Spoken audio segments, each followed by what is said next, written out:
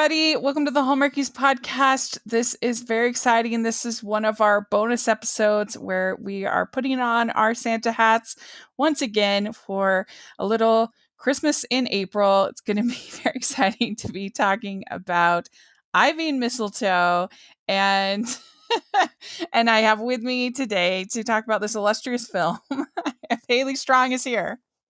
Hello, I am. First of all, what a thrill it is to be here once again. Thank you. There's very few people I'd even watch a movie for. Never mind a movie this horrific, would we say? But on this caliber of entertainment. The worst part about it was by the end. God, I was really rooting for them. That's right. I found myself in deep. I teared up a little bit. Yeah. It wins you over in the end, right? And then I had to go for a walk around the neighborhood just to get the fresh air in my face and remind me who I am. Same. We're on the same page, I think, with this film. And if people don't remember the last time that you came on, which they should, because it was really fun the last two times, why don't you introduce yourself a little bit to our podcast? My name is Haley Strong. I almost exclusively talk about terrible reality shows over on the RHAP network. I'm most well known, I'd say, for podcasting about The Bachelor and Bachelorette. Please don't hold that against me. I do what I can. I also do some Top Chef podcasts, which is much better caliber of television. It's starting up soon, isn't it? Yes, next week. Yeah. I saw a commercial while I was eating my lunch that said starting Thursday, and gosh, that was a dose of reality I wasn't prepared for. But no, you call me either when there's a movie about like a Bachelor type institution, or when somebody from a show we watch is in one of these movies. That's right. So ivy and mistletoe falls in the latter category. Yeah. And I bet you didn't realize that like Cats and Dogs is a high pinnacle compared to some of these other films. It had me like truly yearning for the days when I watch Cats and Dogs.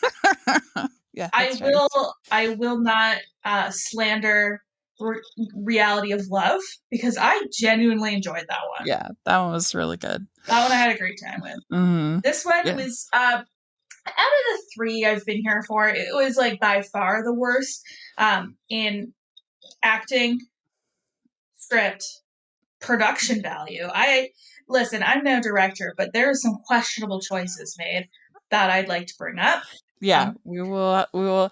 I mean, granted, this had by far the lowest budget. I mean, I don't have an exact number, but way lower than any of the others. So I give them a little bit of understanding for that, but nevertheless, it's not a strong film. I have a question for you. Did Candace, the director and writer of this movie, did she specifically marry her husband to have the last name Kane so she could go by Candy Cane?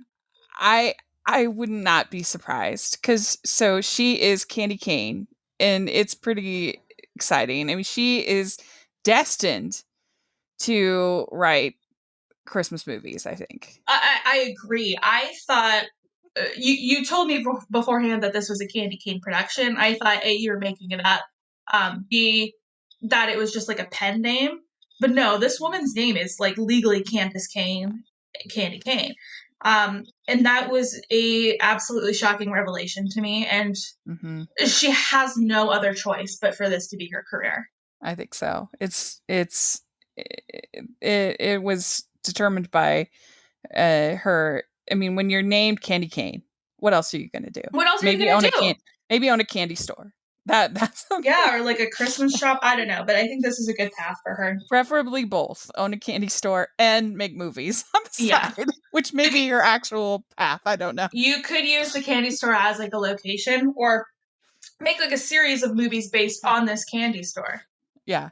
And I have to, in my defense, I had never seen this film when I suggested it to you. But I came back after I watched it. I was like, "You sure you still want to do the podcast?" And you were like, "Absolutely." Yeah, I have a terrible taste in everything, so I'm fine with it. Like, I have no standards. Yeah. If a movie has won an Oscar, I will not be watching it. Like, I know it's a movie not for me. Right. I watch about, I'd say, maximum 10 movies a year. Oh no. That includes rewatches. That took up one of your 10 slots. It did. This is bad. It did, I yeah. feel bad now. It's okay. This is exactly what I want to be filling the spots. Okay, good. So you called on me because this movie stars Cody Calafiore, who, if you're not well versed in the reality TV sphere, he's a Big Brother star, to put it loosely. He was on a season years ago, and then he was most recently on All Stars this past summer. Now, do you watch Big Brother regularly? Are you a Big Brother fan? Here's my thing with Big Brother, and I will say, I did watch Cody's whole season start to finish. Yeah. But that was probably the last one I watched start to finish. I will start watching Big Brother, and then I'll give up halfway through, or like 3 weeks in, and then my husband will get mad because he's invested in the season at that point, and I'll refuse to watch it. I'll be like, no, we're not doing this. I'm not watching it. Yeah. Well, see, that's what's so random is that I have not watched very much Big Brother, but I did also watch his season. And I was listening to Rahab big time during that time. And so I watched the season. And the thing about Big Brother is that it's such a big time commitment. I mean, 3 episodes a week and live feed, for nearly 4 months. And yeah, that's too much. I don't have time. I will not commit to that, especially not during the summer. But it's interesting because the season with Cody was just pretty soon after the season with Wu and Tony on Survivor. And I think that the dynamic between Cody and Derek and Wu and Tony was very similar. Would you agree? That's a great point. And the thing I thought was interesting is because nobody could understand why the two of them would take their leader, I guess, with them to the finals. It was obviously a stupid decision monetarily, but I wrote an article at the time about it called Urban Tribes and Urban Tribes and Urban Tribes, Big Brother, and Survivor. And I talked about the whole concept of, have you ever heard of the concept of the urban tribe? No. Okay, so the concept of urban tribe is the idea that instead of family being the highest priority, that the sort of new family group is kind of groups of friends that form this tight bond.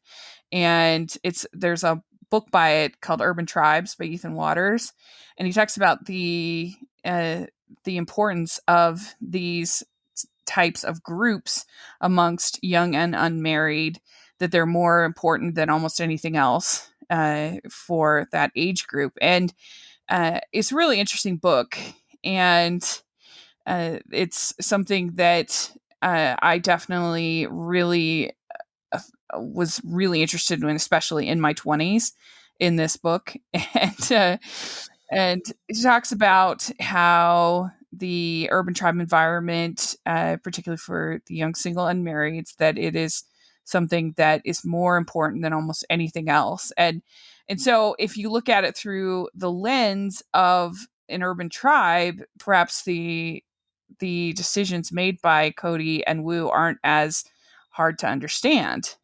Because especially when you're under kind of just this duress and these stressful circumstances, and you form these bonds, and the idea of breaking those bonds is something that's very difficult to do.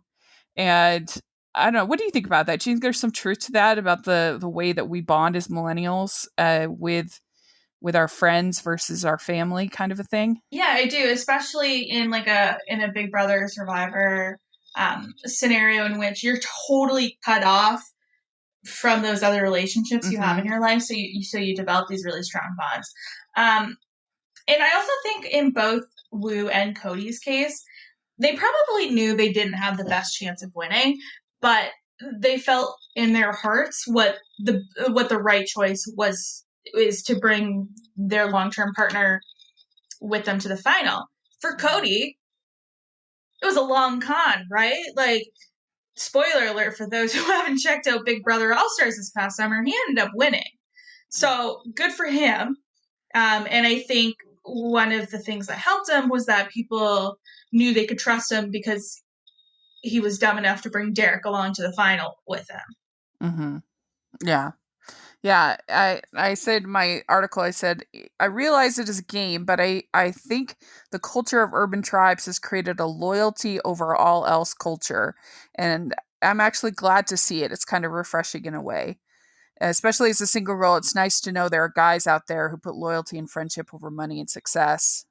As a married woman, I might want differently, but I don't know. I don't know. I feel like becoming a married person, hasn't really changed my outlook on things very much because just the way dynamics are now. It's like I lived with my partner beforehand, right? So it's just that, like, the actual marriage didn't change much. It was more like starting to live together. That was like a bigger shift. Right. That makes sense. I just think the idea of young men being so loyal to such good friends, there's something kind of heartwarming about that in a way. Yeah. Even if it's sort of stupid. That I think it's an interesting thing. And I think that the Big Brother is interesting as far as the you have to play the game so much longer that you have to be. I feel like a lot of the stuff that happens in Survivor, like a fake grandma and things like that. Like, yeah, maybe you can pull them off for a couple of weeks, but can you pull it off for months and months? I don't know. That's harder. Well, and people feel more burned by it too because what season was it? Season 12 of Big Brother. A contestant called Matt Hoffman, he went into the house saying that his wife had an illness, like a chronic illness, and that wasn't true. And when people found out about that afterwards, after the game, they were really mad. Like, they were really upset. So I think the length has like a really big impact in that too, because 100 days is just so much longer than 39. So much. Yeah. And you feel a lot more, I would feel a lot more betrayed, I think, over. Yeah.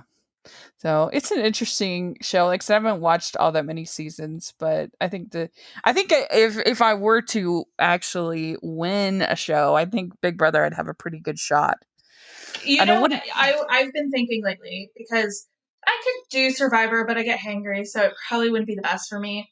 Big Brother, I think I would get too uncomfortable with the boredom.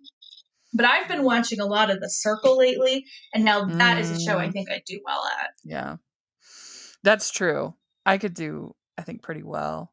Especially after this year. I feel like I've been in training for The Circle. It's like easy breezy, beautiful cover girl. It's Circle like my life. 3 weeks. 3 weeks in a beautiful apartment, and I could bring my cat if I wanted to. The dream. Yeah. I'm like, just add a camera. It's basically my life. Why not? They get to read all the time too. Like, they don't get TV or whatever, but they can bring as many books as they'd like. Right. Yeah. If people don't know, The Circle is a reality show that you can watch on Netflix. That's pretty fun, where people are just communicating through social media, and that's it.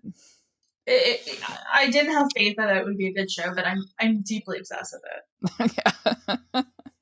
How's the Bachelor and Bachelorette? There was some kind of controversy, I guess, right? The Bachelor has finished its season. Yeah, it was a tough season to get through. Matt James was the first Black Bachelor, which is something that the show has been needing for a long time. Like, it's embarrassing that this franchise has been around since 2000, 2001, and they had never had a Black Bachelor before. Like, it's frankly embarrassing for them. Yeah.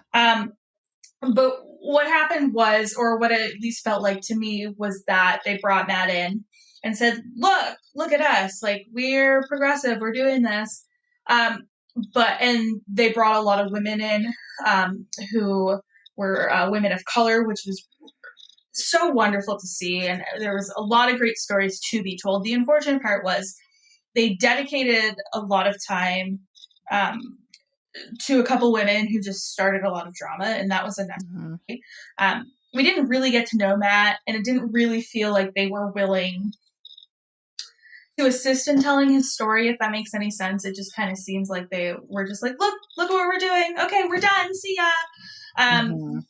And the most egregious part of it was that there was a woman named Rachel on the show who had partaken in some events in her not too distant past that are fairly unsavory. As somebody who grew up in Canada, they weren't things that I really had a lot of familiarity with, like these kinds of antebellum parties.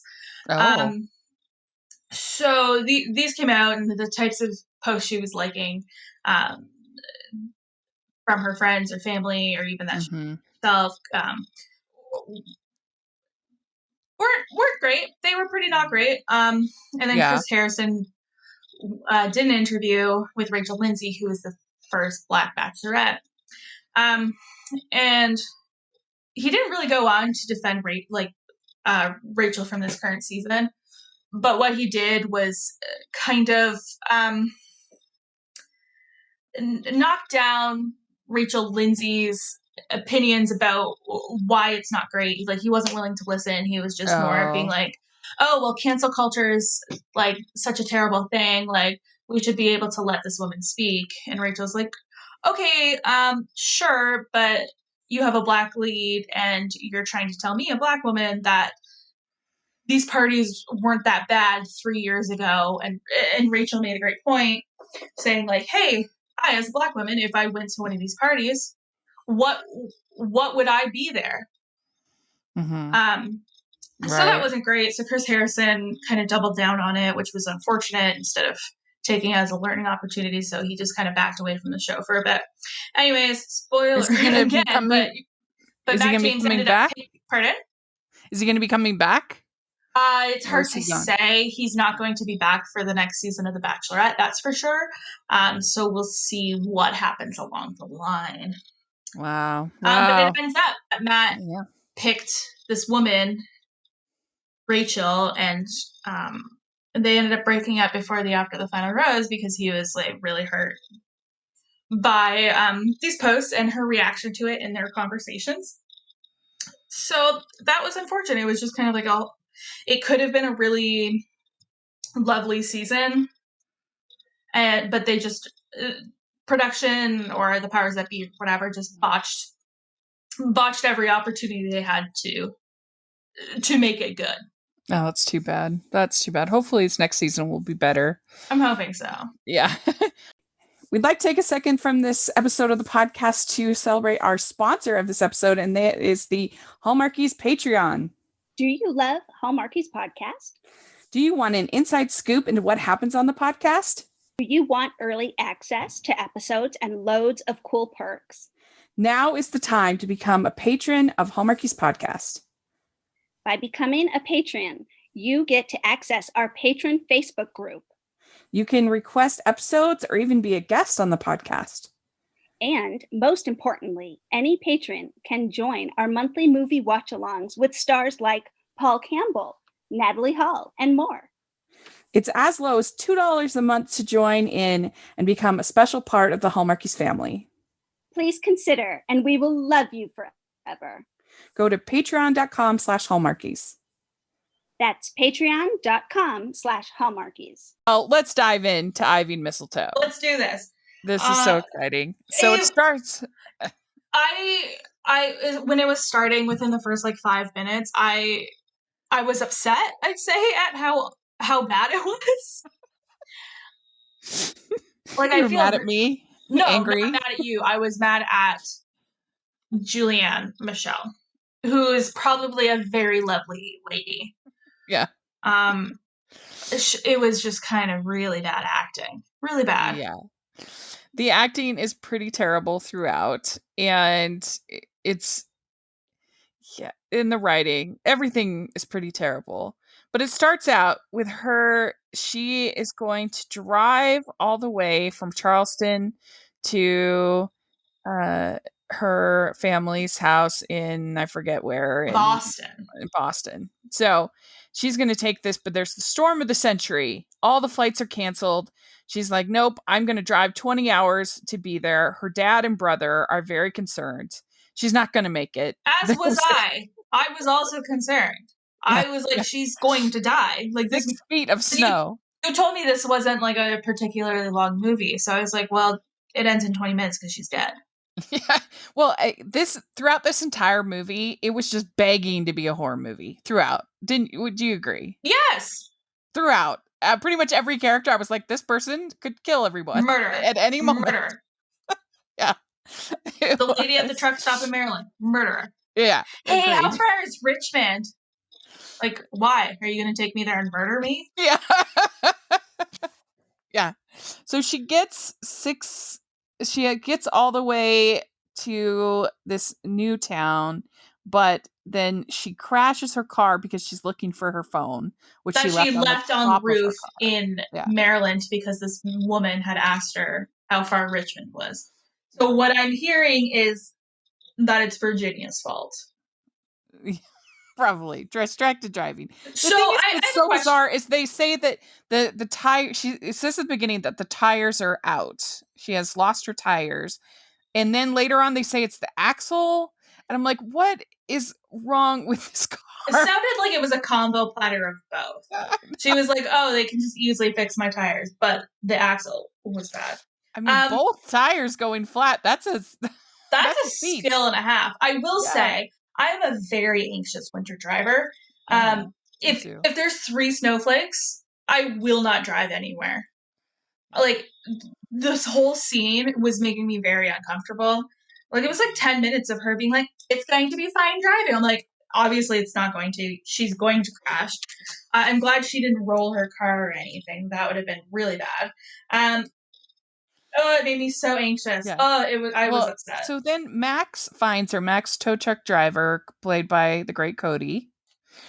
And he immediately says, "You're far away from home, princess." Is there more of a horror line than that? I mean, no, definitely not. He's going to kill everyone, I think. And he never tells her his name at this either. And she says immediately, "Don't call me princess," which then he proceeds to call her through the course of the whole rest of the film.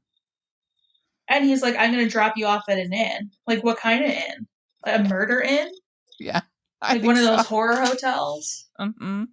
Yep. The boss is a 6-hour drive in good weather. And he says, "Why did you stop?" And she says, "Well, to make sure you're alive." So he could then kill her. Yeah. What fun would it be if she was already dead? Yeah. And then she's like, "Well, can you take me to Boston?" And he's like, "No. I'm literally in the middle of my work shift. Yeah, what are you talking about?" And she's kind of annoyed, like, "How rude of you." Like, what? She deserved to get called princess after that. Yeah, I think so. And I would think that if I was stuck on the side of the road with 2 flat tires, that first of all, I would at least make an attempt to change the tires. She makes no attempt. I would also make no attempt. and then I would at least, say thank you for helping me. I would still be sobbing, probably. I wouldn't have time to sleep because I'd have been sobbing for 6 straight hours. Yeah. So she gets to this inn, which looked like the bottom of like a business complex. Like, it didn't look like an inn at all. But it's in Bethlehem, Pennsylvania, and there's no room at the inn. I was so annoyed at how on the nose this was. And like, I get that it was the point that it was on the nose, but I was just like, no, like, don't do this to me.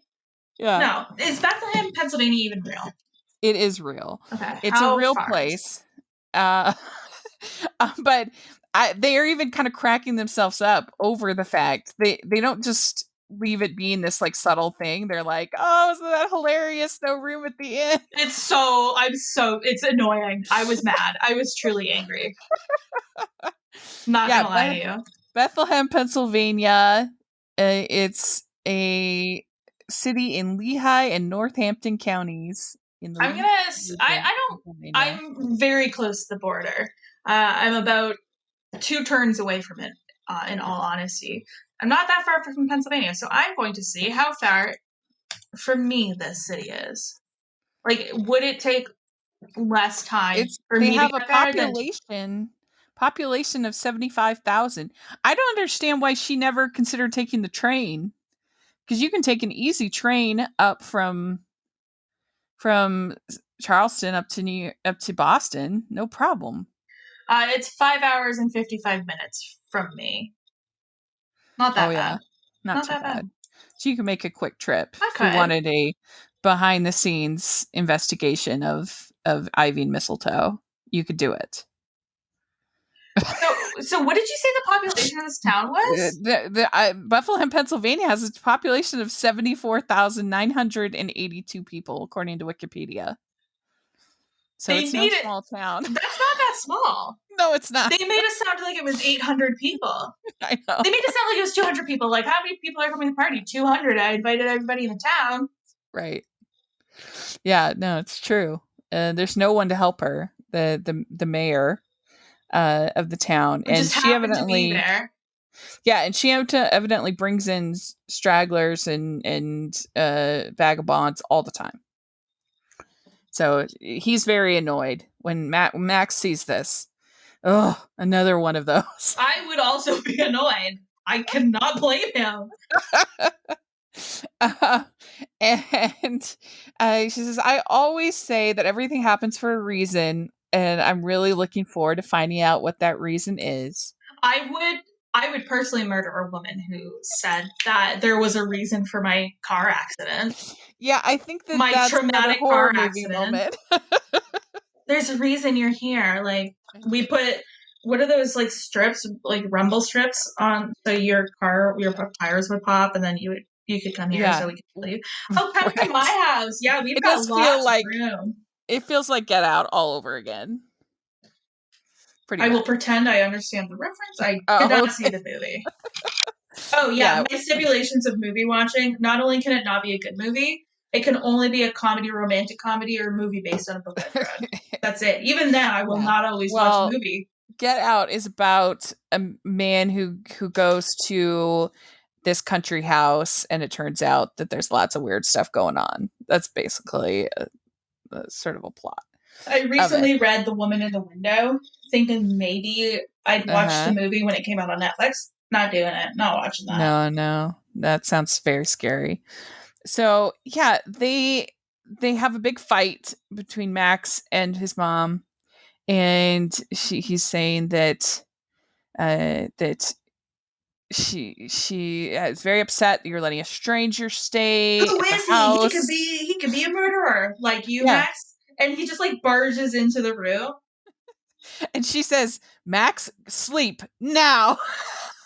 Like, how weird was that? And then they got very weird. Like, and you're just, I don't know. I feel like even if you had like a weird meeting with this guy the night before, you wouldn't have such like an obvious fight with him in front of his parents, who are being very nice and letting you stay with them. Like, I don't know. I feel like if I was the parents, I'd be like, okay, sorry, or you can leave if you don't like our son.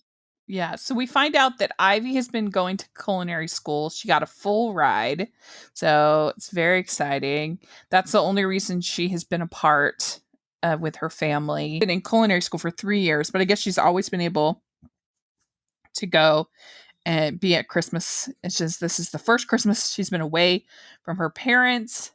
And she said, I always thought the first Christmas away from my parents would be with the man that I marry. I was also annoyed at this. Not for any particular reason. I was just like, ugh, yawn. Yeah. And Max calls her Holly. And she says, my name's Ivy. He says, Holly, Ivy. They both deck the halls. That was hilarious. That was probably the best line in the movie. I thought that was some pretty ingenious writing. Yeah. And then she says, I want to deck you. Also kind of funny, but not. You would not say that in front of the guy's parents. You would not say that to a stranger. Yeah. Then assigned by the mother to do the catering for this event that is going to be happening. And the mother actually cancels the catering that she already had scheduled so I that she didn't like all the lying about this. Yeah, so that she can use Ivy. And I would think that that would cause some major problems, but she says that there's been a pipe burst at the catering company so that they can't cook for the party.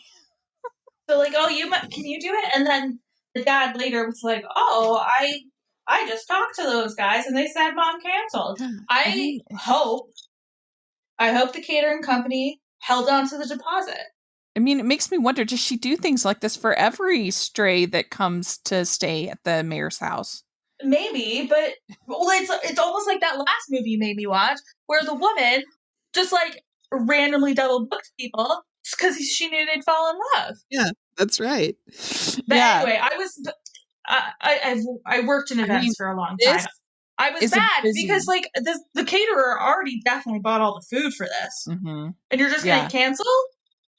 I guess she has to keep her. She probably has to still pay her deposit. So she should pay the whole damn thing.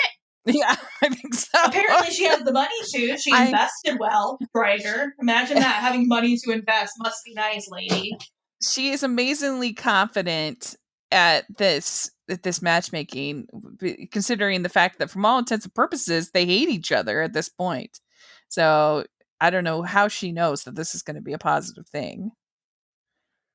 That is quite the intuition there, I guess. It was upsetting. Yeah, and so at this point, she says, "What's wrong with the car?" And they say it has 2 flats. But then later on, it has a broken axle. It's just a mess. And at one point, the mayor says, "Wow, you're really giving it to him, aren't you?" I know. I thought. Okay, so I did some light research while watching this movie, and it originally aired on a network or like a streaming service called like Pure TV or something. Mm-hmm. I was like, that is a line that would not appear on a network called Pure TV. I have to guess, but maybe one of the racier ones by Candy Cane. Yeah. and the only part, because this is on PureFlix now. PureFlix, that's what it's called. And the only part of it that's remotely PureFlixy is they do have the prayer when they say grace over the food. But if that's all it takes to get on PureFlix, I mean, yeah, I had no idea. And then they throw in kind of in the middle of the movie that Charles, the mayor's husband, that he has cancer. So that's why he's in remission now. He has been for a year. Yeah, but he didn't want to tell anyone, so Max had to sneaky move back. He had to quit his high-paying job in Manhattan. Yeah, that's right. He was in Manhattan, but he came back to the city, as all heroines must at one point or another. And he dated a woman who was using him to advance her political career by getting close to his mom. I'm sorry, but like, I'm sure she does some great work. But if I were to try to advance my political career, probably wouldn't be doing it with a mayor of a town. What they're trying to lead us to believe is like under 500 people. Right. Yeah. And he's not just a tow truck driver. He's Ivy League educated, and Beth did good job. If Cody Calafiore could name 3 Ivy League colleges, I would pay $20. Yeah. And the mayor says, "You're good for him. This is a good thing." And we get this very long cookie making montage. And this was when I went to go make my lunch, and I just let it play. Yeah, because none of the cookies seemed all of that Christmassy except for the gingerbread, I guess. But they were saying that, like, chocolate chip is the ultimate Christmas cookie, and I'm like, wait a minute here. When has that ever been the case? Chocolate chip, that is not a Christmas cookie. No, that's an all-year cookie. Maybe like if you had peppermint in it or something. Do I make chocolate chip cookies every Christmas? Yes, but it's because I always want to eat them. But we did get the flirty cookie making with Max and Ivy. And then they almost kissed. Like, they went really quickly from I hate you to we're going to make out over gingerbread. I think so. And I think that maybe that's why the mayor had this plan of like, we're going to cancel with the catering company and we're just going to have Ivy making cookies. And so that will be the key to Max's heart. She knows. I guess. They have an almost kiss. You know what? I enjoyed. I ended up like leaving the movie being fine with it, but now you're getting me mad again. You're making me hate it. You're changing my mind. And so then Cody goes out Max goes out. Sorry, Max goes out to help with the snow removal, and the tow truck is struggling, and Charlie says that was sure a change, and Ivy says Christmas is about forgiveness. I would truly die on the spot if the father of the guy I'm trying to make up with, that I only met 2 days ago, was like investing himself in my relationship. Yeah. I would die on the spot. It's a Christmas magic. What do you know? No. And so Max comes back and he says that there's been a 7-car pileup with a truck that jackknifed, causing many injuries. Is everyone okay? Oh, I don't know. I was invested. I was like, please tell me. I'm like, it's kind of dark for chit chat, and they're all just dark. Like, yeah, like some light Christmassy death. And he's talking to Charles, and he says, it's nothing. She's still a princess. I guess she could stay for Christmas. I guess. And this is when we find out that the pipe bursting in the caterer was a lie, but all they seem to have made is cookies. So I don't know. I guess that's all the catering. Was that all the catering was going to do? I guess. And so then we get the Christmas party, and I love seeing how people react to my food. And they have almond and dates wrapped in prosciutto, which does sound pretty delicious. Yeah. I wouldn't wrap the almond. What I have done, and I think they're called Devil on Horseback. I've made them before. Mm-hmm. It's delicious. You stuff a date with some blue cheese, and then you wrap it in the bacon or prosciutto. Ooh, that's amazing. Good. That sounds good because you get the sweetness of the date with the saltiness of the bacon. And like the like if I were picking up something that I assumed to be just like a date wrapped in bacon, and I had the unexpected crunch of an almond, I'd be very worried about my molars. Yeah, true. I don't like unexpected crunch.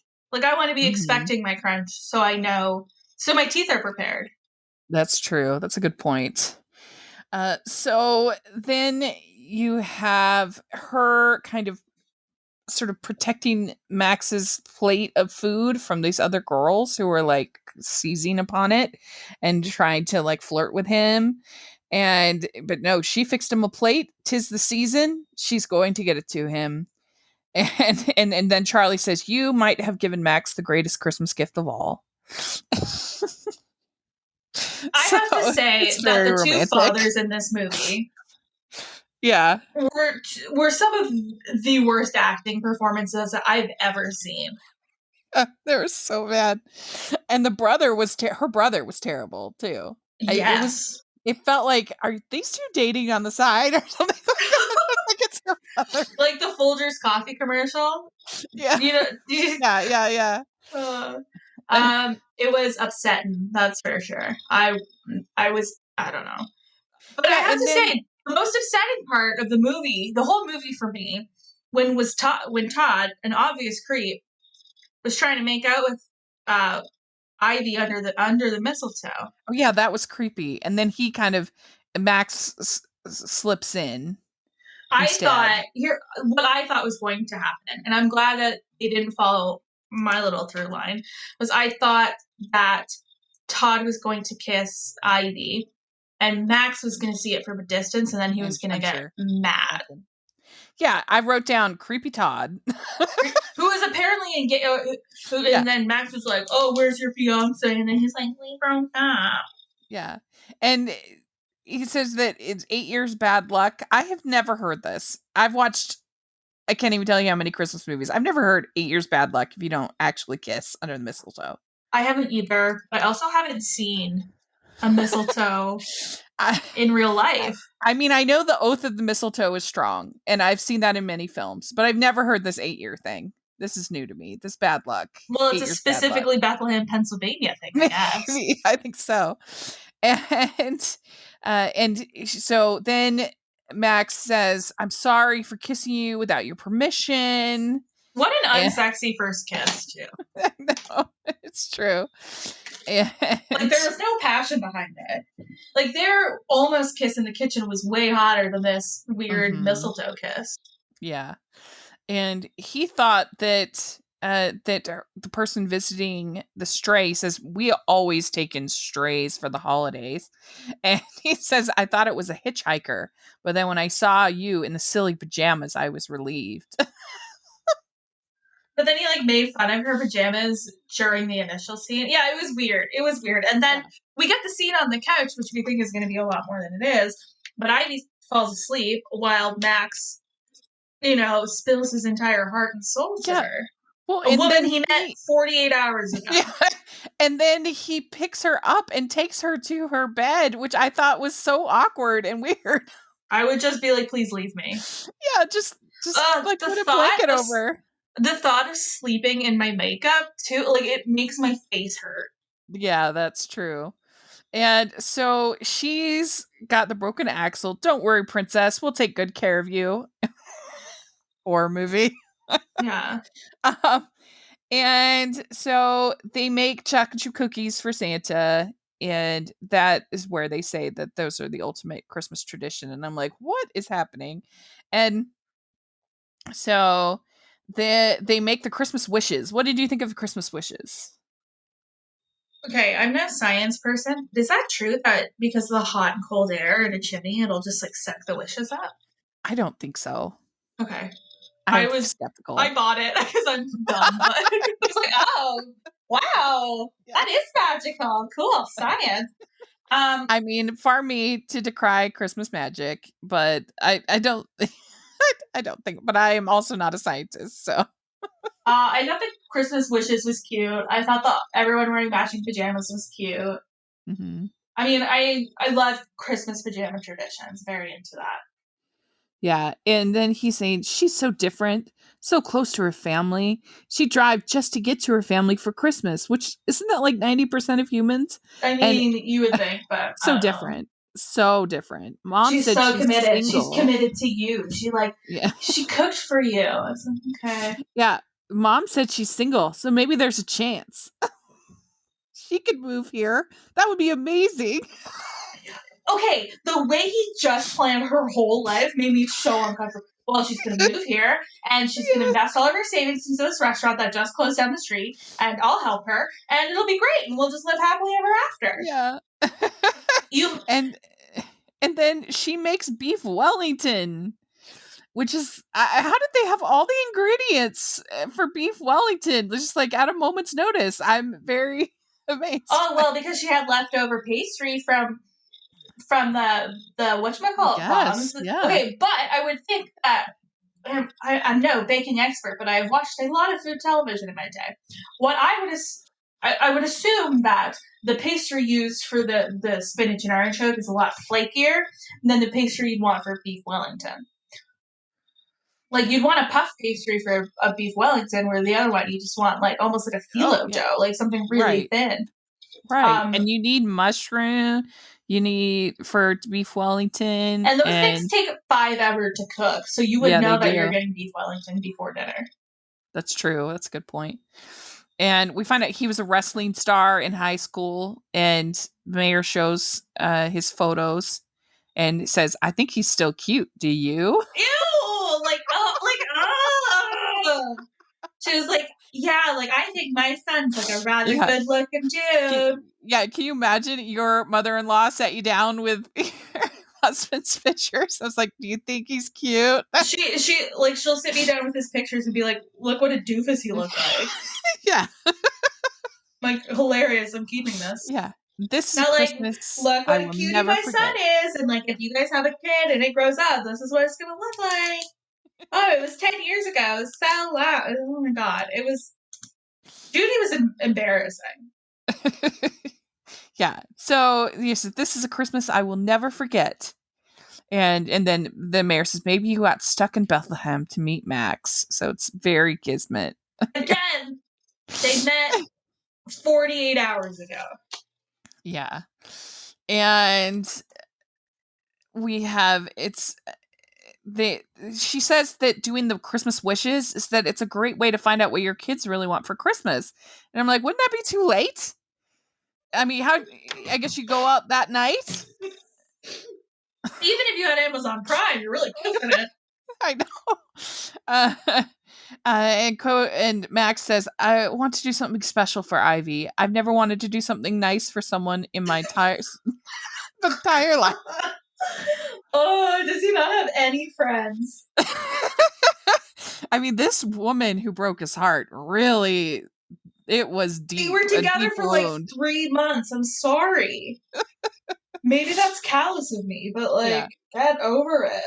So then they have this whole scene in the dark where she surprises him, or he surprises her, and they kiss under the mistletoe. But then the dad comes down, and that was very awkward. Charlie. One of the running jokes of the movie was that Charlie always has bad timing. Like, he's always pops in just as they're about to kiss. Yeah. I didn't, both me and Ethan were like, oh, I can't believe we're going to have to kiss at our wedding and our whole families are going to have to see us kiss. Like, how embarrassing. I don't even hold hands with, if we're in the same room and with other family, we're sitting on opposite couches. We're not near each other. I don't want people to know that. You relate to it in the Wedding Singer when they're doing the church kiss and regular kiss and all that. They're like, "What's church kiss? You're gonna have to show me." Oh, if we could have sealed it with a handshake, we would have.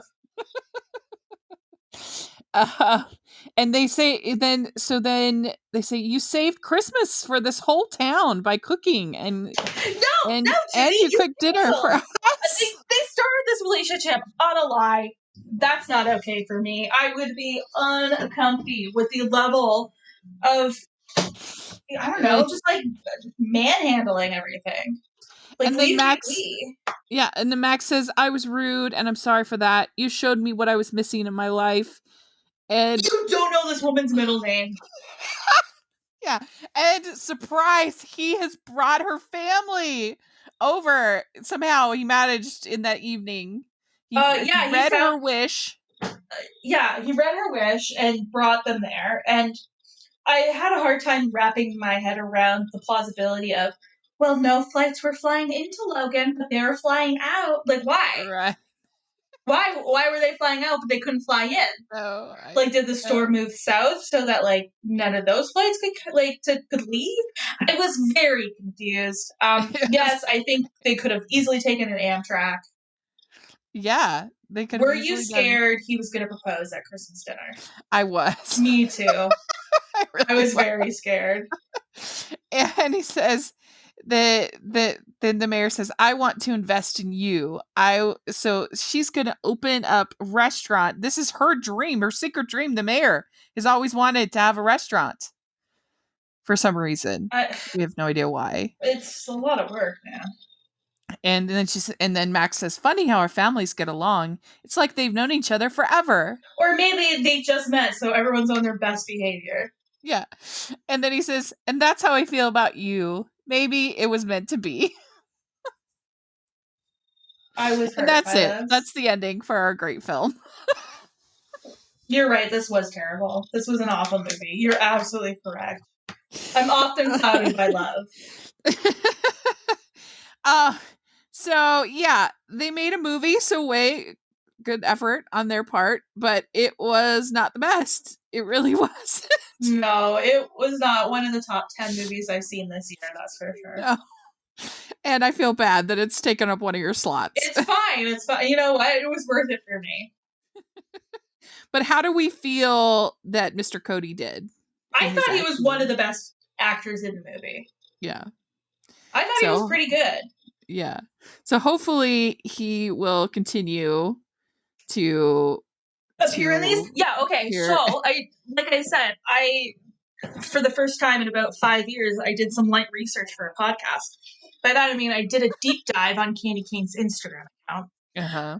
And she has some pictures with not just Cody, but Polly Calafiore, Cody's brother, who later appeared on Big Brother and also The Challenge, and some pictures with Cara Maria, who was on The Challenge. So, if I had to guess, in the next Christmas release of movies, we're going to see Polly and Cara Maria in some movies. Ooh. Well, there's one coming up called the Maltese. Oh, this is exciting. We have a new one directed and written by Candy Cane called the Maltese Holiday coming up this next year. It's in post-production right now with Cody. And let's see if it has his brother. I'm not seeing his brother in the cast list. Okay, let me look at Polly's IMDb page. So we have something to look forward to podcasting about next year. Yeah, you can absolutely sign me up. What did you say it was called? 2 is called the Maltese Holiday. 2 single travelers travel to Malta in search of adventure and find love along the way. I would might actually write a movie to go to Malta. So this might actually come out pre-Christmas. Oh, okay. So I found okay. So this movie has already come out. It's called Joy and Hope. And Polly's in it, and so is Cody. Okay. And Stink Fisher is also in it. Why would you go by Stink Fisher? Oh, I wondered about that too. What? I was mad about that as well. I was mad about a lot of things. There's another one, A Holiday Homecoming. The residents of Hope, New York come to the aid of displaced foster children after St. Jerome's Home for Children has a fire right before Christmas, and many families find the foster children complete their homes. So that one sounds heartwarming. Do not sign me up for that one, please. That's Candy Cane as well. So I think that Candy Cane and Cody are making quite this alliance. They're the next like Scorsese and DiCaprio. Oh no. Okay. So so Joy and Hope stars Ashley Brinkman, who plays Hope McGregor, who's also in this Maltese Holiday movie. Uh-huh. Oh, Joy and Hope McGregor run Two Sisters Ranch, upstate New York, with their dad and longtime friend. When a handsome stranger comes to town to find inspiration to get over writer's block, he learns how special Christmas on the ranch really is. So that one sounds pretty good. Yeah, so this will be their, by the time Holiday Homecoming comes out, they will have worked together 5 times. Holy, okay, Vivica A. Fox is in Joy and Hope? No, 6 times. Magic in Mount Holly. A new gallery owner discovers that she can paint the future using a paintbrush left by Santa. I've seen this one. Oh my gosh. As she discovers the true magic within herself, she also learns to love and be more confident. I'm pretty sure I've seen the Magic Paintbrush movie. That's bonkers. Okay, absolutely call me for the Maltese Holiday, though. Okay, we will. This I promise. So this was kind of a bonkers episode of the podcast. Hope you really enjoyed it. This movie is not very good, but we had fun talking about it. I had a great time personally. Yeah, I did too. And so, Haley, where can people find you and all of your podcasting glory? If you, for some reason, want to check out the coverage of The Bachelor this past season, you can find that on robhasawebsite.com. Top Chef coverage is coming up soon. Like I said, I did an episode about The Circle a couple weeks ago, and that was wonderful. What else have I even been doing? I don't know. Yeah. I feel like I just talk about things and forget about it the next day. I won't forget about this, though. How do people follow you on social media? Yeah, you won't forget. This was great. I had I always have like such a fun time when I come on this podcast. It's so like low stakes. Yeah. And I have yet to get somebody tweeting at me, mad at me about my takes on this. But like, I don't think that this movie has any like hardcore stands that are very protective of it. The candy cane defenders will probably be mad at us, but hey, they made a movie and they did it, so we're proud of them. So much respect for candy cane. I don't want people to think I don't. Agreed. You can follow me on Twitter and Instagram at @strong_. I also have a Bookstagram account. If you want to follow along with what I'm reading, you can find that at the Strong Library. Great. And you can find me at Rachel's Reviews, all of our social media, iTunes, YouTube, and on Rotten Tomatoes. So check all of that out. And also make sure you're following the podcast, the Hallmarkies Pod, Hallmarkies Podcast, all of our social media. And if you're listening on iTunes, please leave your ratings and reviews. We sure appreciate it. And then if you are listening on YouTube, please give this video a thumbs up, subscribe to our channel. We appreciate that so much. If you have any other films that you think that it would be fun for Haley and I to take a look at, just let us know in the comments and we'll take it into consideration. And that would be really fun. We also have our patron group, which is a lot of fun. You get exclusives, and we have our patron watch-alongs, which are really fun with talent, writers, directors, and actors, people like that. We just had Paul Campbell on, which is so exciting. And so check that out on our Patreon. We also have our merch store, which has all fun holiday inspired designs and romance inspired designs. So check those out. And thanks again, Haley. This was a blast. And we'll talk again soon. Bye, everyone.